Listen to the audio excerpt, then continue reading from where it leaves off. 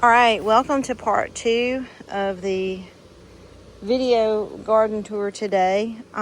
We were just looking at this bed and talking about it in the first video, which you can catch. I'm going to try to keep moving and keep talking. My little Japanese maple here is doing great. Let's see, this is Crimson Queen. The trunk is thickening up, which is good. This was a little scrawny Pikes half off last fall. So it has definitely come a long way. My limelight hydrangea, which you'll see when we come around the other side, is doing great. These are some David Austin roses. They're beautiful when they bloom. They want to climb. I think if I had full sun all day, they would probably do better. But they are very spindly for me. And they've done that even when they've had full sun. So some of these may get shovel-proofed. I have moved this around. I'll come around and grab the other side, but it's got assorted varieties of coleus. It definitely needs some more shade, but it's pretty robust. The big surprise of this bed is this Blue Fortune, which has sort of overtaken the Bring Me Sunshine David Austin rose. I have definitely concluded David Austin roses are for sure, they're at their best in the spring for me. Sometimes they're good in the fall, summer, not so much. I do love Bring Me Sunshine enough that I would keep it. The other varieties, I like them too, like I said, but they're just so spindly, I'm not sure that I'm going to. The Blue Fortune, I think I will have to move so that it does not choke out Bring Me Sunshine rose. I was surprised. I put the Blue Fortune here, honestly, not thinking it was going to do that great here, but I had nowhere else to put it, and it has been surprisingly okay. And I'm fine moving it. Maybe if I dig up those roses, I'll just move it over there. Because next year, I do want to try to do things more in waves of color. We have some autumn fuchsia, again, assorted coleus. This has been okay. I would not get any of these varieties again, I don't think. They're not terrible, but they're not wow. Now, this one I do like. I think this is Moon Dust. I got this from Select Seeds. I would definitely get this again. This, I forget what coleus it is. I do not like it. I do not like the serrated edges. I like more of this style. So I will not get this again next year. The Dragon Wing begonias, these were gifted to me from a neighbor, and they've been spectacular. I do have some mums blooming in here. These I got last fall at different nurseries nearby. Was surprised to see they made it through the winter with no protection, so we put them in this bed, and they've been overtaken by the coleus and the begonias, and I'm not mad about that. My Arizona, Carolina cypress, I got this last year at Pikes. I've had it exactly a year, and knock on wood, it is doing great. It's put on a lot of new growth this month. Hopefully with some more rain, it will continue to do that. And then just some different perennials as well as some annuals. One thing that's different from the last video, I moved 2 of my crepe myrtles over here. So this is Purely Purple Black Diamond. They were not doing well in the side yard. They have not bloomed this year. I don't know if I cut them back too late in the spring. I'm thinking maybe that's what happened. Or maybe they didn't have enough sun earlier this year. I'm not sure. But we're going to give them one more year and see how they do. And I will try to be vigilant and make sure I prune at the appropriate time. Just because they had some dieback, so I cut them back, and maybe I shouldn't have done that. I need to research that a little bit more. Some Sunshine Ligustrum here. This is another Purely Purple Black Diamond crepe myrtle. We'll see how this does here. We'll give it another year. I can't remember if we had moved this hydrangea. Again, we've moved some pretty heavy pots. Just trying to get things placed. I mean, if you're a gardener, you live and learn, right? This is another Bobo, and I thought I'd read they could take shade, but not really. Or at least not for me. But anyway, again, I may have cut these back. I thought I pruned them at the appropriate time. They grow on new growth. But this one's not had a lot of blooms, although I've got some coming out now. So we'll see. This has been spectacular. There's just some stuff from Home Depot in the back that's actually done good, and Creeping Jenny. Those were Home Depot successes. The potato vine is from Garden Crossings, and it has been a rock star. I will get this again. I want to say this is Sweet Caroline Mahogany, but don't quote me on that. My Walker's Catmint, spectacular spring. Does not matter if I cut it back. I never can seem to get another good flush. So I don't know if there's not enough sun, too much sun. So we'll see how that goes. Assorted butterfly bushes that are finally starting to come on. A seed I'm throwing in there, it's not done well at all. Again, some new things from Bluestone. We'll see how those do. I planted them late, so I think all things considered, they're doing well. I ended up having to get the Rockin' Pink Salvia out of those smaller planters. They were super happy at first, and then not so much. And I should have known better. They need a bigger planter. They also need fertilizing every week. I did that last year because it wasn't as hot last summer as it has been this summer. And they got to looking really pretty bad. I thought I was actually going to lose them. So they've gotten the Miracle Grow treatment, the Bloom Booster weekly. The last 2 weeks they are definitely happier. So we'll try and keep that regimen up at least the next few weeks and see if we can keep them happy. I don't feel like I fed them every week last year, but I know I fed them more. We just moved this one because, as I said, I ripped out the pineapple salvia, so now I have an empty pot waiting for, I'm going to probably put a hydrangea in it, some of the Let's Dance series next year, or maybe this fall. I think this is Red-Headed Coleus and a torchlight's on the back. I think this is Chocolate Drop Coleus that's like a spiller. And then you can see the fuchsia that's blooming. I did not even know it had been blooming. It had grown into that raised bed on the other side. And I wanted some more color over here with the coleus because I was ripping out the pineapple salvia because too much real estate's precious. I didn't want to wait for fall for it to bloom, and then, all the pollinators are gone by the time it blooms. So hopefully it's going to be happy here. It got a lot of full sun where it was, so hopefully it will be happy here. But it was growing into the other bed. I did not realize how much it had grown into the bed until 3 days ago, so that's why we moved it. This is the Black and Bloom Salvia. This was a Home Depot winner. I love this. This is just kind of reloaded. All the pollinators like it. Salvia Amante.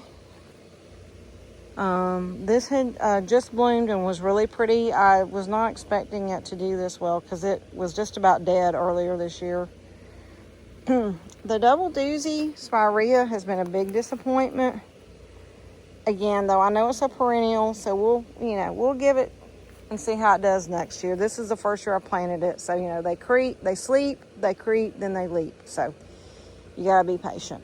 The Rockin' Blue Salvia and the Saturn Suncredible really struggled here. Again, hopefully Miracle Grow is going to bring them back to life. The heat has been pretty brutal out here on this bed. It fried my strawberry vanilla hydrangea that I thought could take full sun. So I may have to rethink that. But again, this is its first year too, so we'll see. But even this Dark Night, this is supposed to be a Dark Night butterfly bush. It's not dark purple enough, I think. I don't think it's actually Dark Night, but I like it anyway, so that's okay. It has needed some watering, even though butterfly bushes traditionally don't like a lot of water. It's had the heat wilt. Again, some assorted salvias that have overall not done well. This was my Black and Blue. It was doing okay, then it got crushed by a storm. It's come back, but my Black and Blue Salvia is either all died or just like not performed like what I had last year. So I was very disappointed with burpees. This is, I got this actually at Home Depot. This has done better than the 2 double doozies I got from Servscape. So I don't know, maybe it's just the specimens that I got, because these are getting the same amount of sun. I recently just flipped that so that the black and blue salvia could get more sun. We'll see if it catches up, and you can see what I'm talking about. That's another velveteen, I think it's called Color Blaze Colors. It's pretty, but you can see like it's faded. The colors are dull from the sun, and supposedly they can take full sun, but I think in the south, no. This blue boa was pretty spectacular earlier this year. I have cut it back. The second flush is never anything like the first, but I do it because, again, the pollinators do like it. I cut back the autumn Rebecca. It was giant. It was probably 7 feet tall. Here's some more that I planted. It's not as tall as the other was because it's its first year, but it's been massive. Some more Mexican sage coming up there. It'll be a beauty shortly. Hopefully the Roman red salvia and queen nut green are going to reload. I just cut them back. And then here we have, this is a type of grass that's supposed to be like a frothy pink later in the fall. But I did not realize until about a month ago, I'd been pulling these little plants and I'm like, what are these weeds? They look unusual. And then I realized, oh, my dragon's breath I had in this pot reseeded itself and somehow survived me digging around and doing whatever in it. So these are volunteer dragon's breath, celosia, which is one of my very favorite plants. So I will be mindful about this. Now I'm kind of like, it's mixed in with the grass. Are they going to be able to coexist together? I don't know. I think they're going to look pretty together because of the colors, but I'm concerned. But hopefully these will self-seed and I will have more of these next year, because Lowe's is the only place that's had them. This was in a small planter like last year. This has not done as well as what I had last year, but again, I don't know if it's because of it. Where I had it initially, I moved it over here a few weeks ago. It is happier over here with more sun, but it's a lot of sun, and you can see it's bleaching out the pink a little bit and the leaves. It is, again, I'm not sure if I was fertilizing it enough initially either. So, you know, they say not to fertilize when it's hot, but these annuals, like, you have to. At least, like, maybe something liquid, like Miracle Grow. The Bloom Boost has been, I've tried a lot of things. The Bloom Boost has been the best for me this year. Another blush, Invincible, I can't remember. This was the Gallon from Garden Crossings. This looked gorgeous a few weeks ago. These blooms are pretty spent, plus it's gotten, bleached out by the sun. I did leave this Rockin' Pink in here. It is rebounding. It never did as strong as the other that was in the same kind of planter. So I'm not sure, who knows. There's a lot of idiosyncrasies in gardening. Anyway, I've been Miracle Growing it, so hopefully we're going to have a nice flush. But again, the Rockin' Salvia too, I know I kind of kicked myself saying, well, maybe I didn't feed them enough, but it was not this hot last summer. So maybe it's just the heat has kind of put them into dormancy, but I'm sure feeding them is not going to hurt either. So anyhow, so we're kind of back to where we started. I did want to show you my banana peel Elysium. His from last year gone great. I've had some dieback on these Mountain Fire. What's this called? The name escapes me. But anyway, it's supposed to tolerate shade. I had no trouble last year. This year I have. I think we got so much rain earlier this year that it's kind of, caused issues. So I just kind of keep cutting back the dieback, and we'll see. What's going on with that. Again, another banana peel Elysium. This one got hit by the freeze really bad, and I wasn't sure if it was going to make it, but it was totally rebounded. Tons of new growth in the middle. Crimson Fire, Loropetalum. These weathered our cold, and I love them. They're beautiful. Another banana peel. So that's kind of Mountain Fire Pieris. So I've, alternated banana peel, Crimson Fire, Loropetalum, and the mountain fire. And then I have a little Kentucky switchgrass thrown in for good measure. These coleus, pardon my incomplete paint job here, paint samples. I will get it done one day. I say that every video. These were on clearance for $3 to $4 each at Lowe's about a month ago. And they've only been planted about 3 weeks. I didn't know where I wanted to put them, so I had nothing in this bed, and I'm like, well, they're annuals, so, you know, they'll go with what I've got. I think come fall, this will look really nice. And then I did move some more of the autumn fuchsia, which it actually seems really happy here. In hindsight, I should have put these in a hanging basket. But yeah, live and learn, right? This one's had a little bit of dieback too, but not as much. And in fact, you can see there's a lot of new growth on this one. I have no idea why. Yeah, this is my switchgrass. This will turn pink later in the fall and will be beautiful. I mean, it's pretty now, but they're really pretty. All right. So this is we're gonna stop part 2. Again, just kind of show you some of the beauties that are in here. Hallelujah, it's clouded up for a minute. Oh, also, I was going to tell you that I think I told you in my last video, the motor died in my fountain. I'm finally got the one I'm supposed to get, or got the information, and we'll be hooking up a new motor hopefully next week. So hopefully the next video you will see my fountain running again. These, I got these from Garden Crossings. These hummingbird mints have not done great for me. I don't know if it's the pot or just the variety, but they've been a little bit disappointing. But it may be they just are not suited to my climate, or maybe they needed a bigger pot.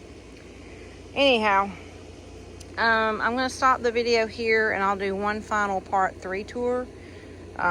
I'm kind of rethinking this for next year. And I'll probably do a separate video on that. There are a lot of things I'm very pleased with and that I would do again. There are some things that started out strong and are struggling now. And then there's some things like they're definitely like no. And then there's some things I really liked in the past, but I think I may relocate them. And I kind of want to rethink my little island here.